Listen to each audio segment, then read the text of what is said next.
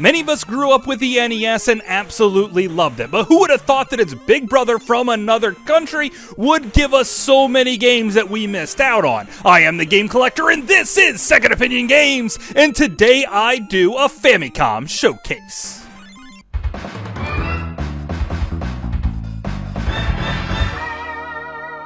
Second Opinion Games.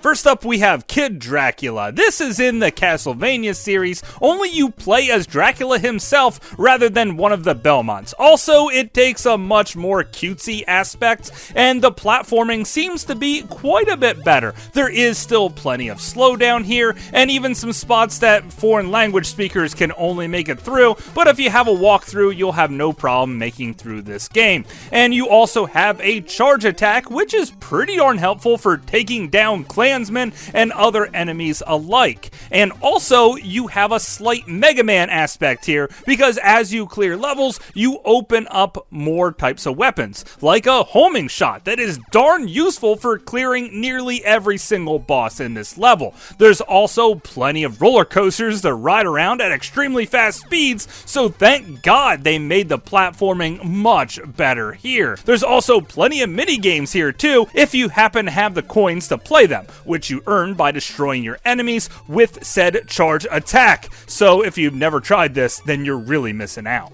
Keeping up with the cutesy spin-offs, take a look at Splatterhouse. Now, the original arcade version was over-the-top gory, and this was just done all cutesy-fied. However, there is some spots here that are laugh-out-loud funny, like taking out headless poultry, or maybe even the scene straight out of The Exorcist where a girl loses her head. It even seems to make fun of Michael Jackson at the one spot where the main villain just starts dancing. And this goes on for a while before you eventually start taking out these evil bad guys. There's also a leveling up system here that just makes you more powerful and gives you a reason to take down every single enemy you possibly can. The platforming here is near perfect, and this is a true masterpiece for the NES that we definitely didn't get in America, which is a darn shame because this is one of the better games for the system.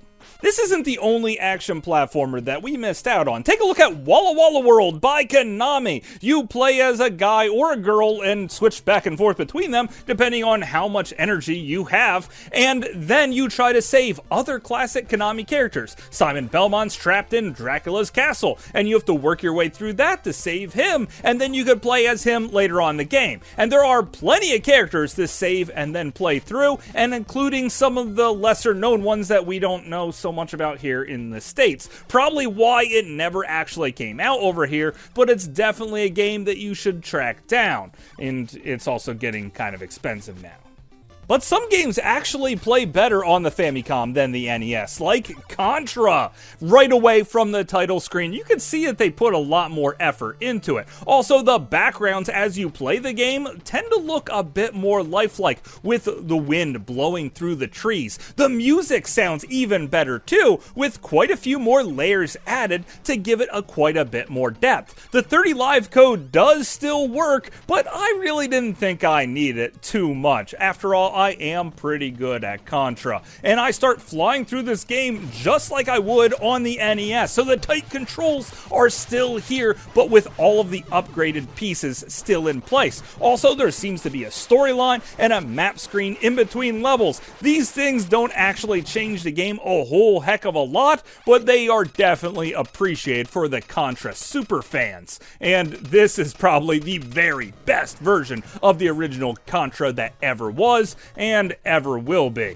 It's just a shame that most people will never play it how it's intended, because even if you have an adapter to play in your original Nintendo for the North America, then you miss all of the upgrades because it has a special chip on the board itself that only works with the original Famicom, so playing it in a regular NES, you're really missing out. So definitely you have to track down an actual Famicom to play this one.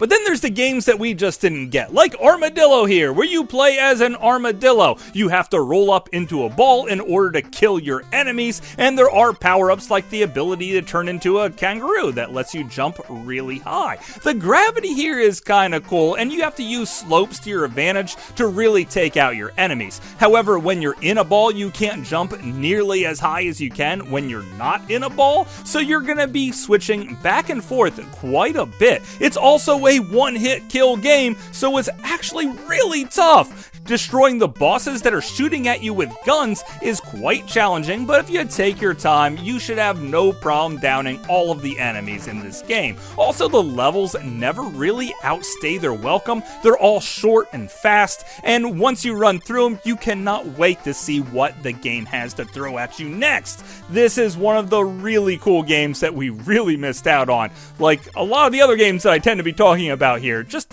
this one really blew me away, and I love transforming in video games.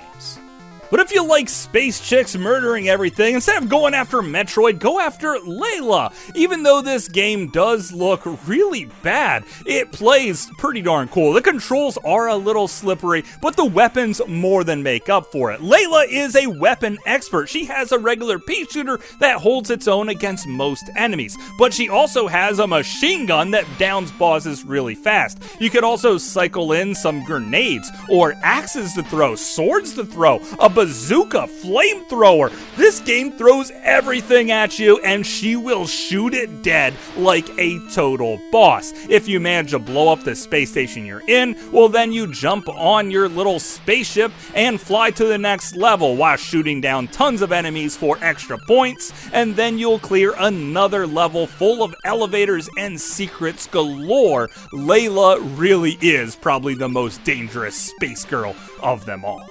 The Famicom also saw plenty of Pachinko games. Now, I'm not really an expert on Pachinko. I think they're just a lazier version of pinball, where you feed tons of coins and then little tiny balls into a pinball machine and stuff happens and flashes, and eventually you decide to leave only to have your machine just blow up. And that pretty much discourages you from ever leaving. Also, I think the games are pretty easy for Pachinko, so you're pretty much guaranteed to earn lots of points. This is really more to make you an addict, so then when you go play Pachinko in real life, you think you have a better shot at winning than what you really do. Honestly, I don't see the appeal, but maybe this is your jam.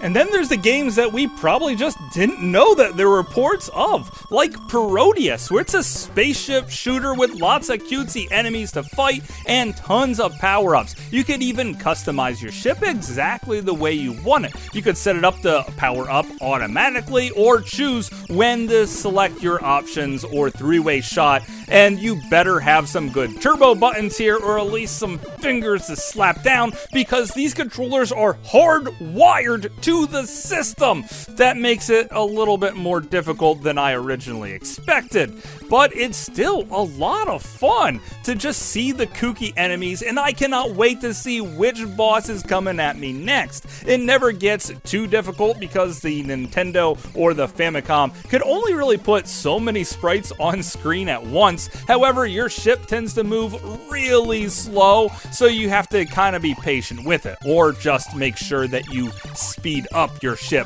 fast with the power-ups as your main priority. This is one of the cooler shoot-'em-ups on the system.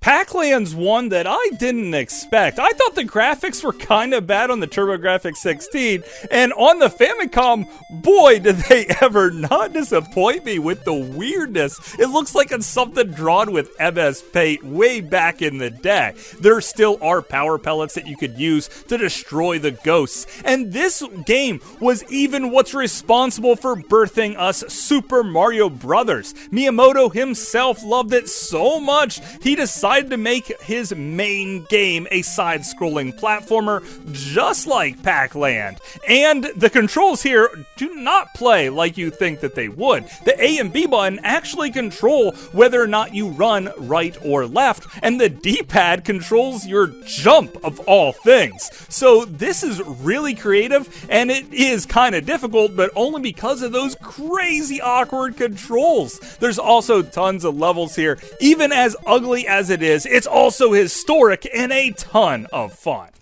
But did you know Alter Beast also came out for the Famicom? Now, your main character may have been squished down to teeny tiny size, but the fun factor has been exploded up to 150%. The controls are still quite a bit stiff, and now because you have the punch and kick button, you have to push up the jump, and that does get a little annoying, and killing some of those freaking flying things are super annoying, but once you power up fully, you'll be destroying everything on the screen. There's also new levels and new transformations in this game, something that I am super psyched about. One day I'm gonna do a full review on this because I really like this one. I'm a huge fan of Alter Beast, and just seeing the different path that the game could have taken is just unbelievable. And it makes me wish they put a little bit more extra effort in the Genesis version and had these awesome new levels.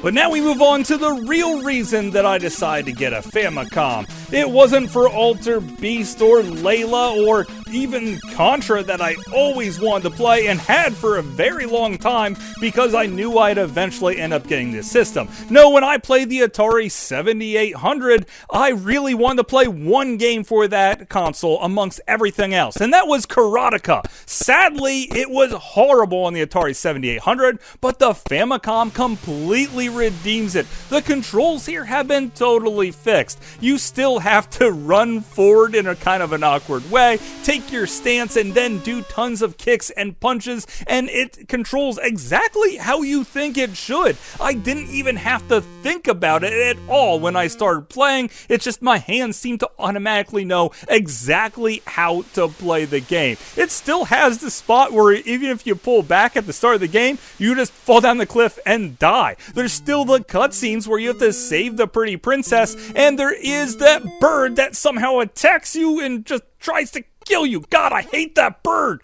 And I love this game. And it's why it is my #1 reason to own a Famicom. I mean, that and playing the better version of Contra. That's freaking awesome. But of course, that's just my opinion. Thanks for watching.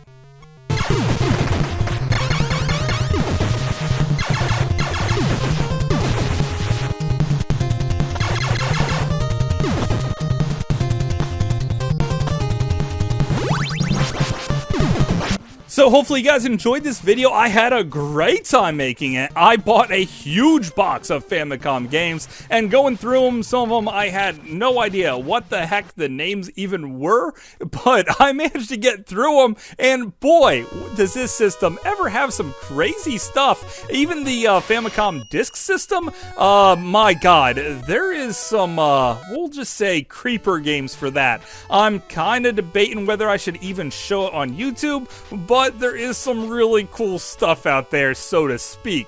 So if you want to see that or something else, let me know in the comments down below. And until later, I will see you again, guys.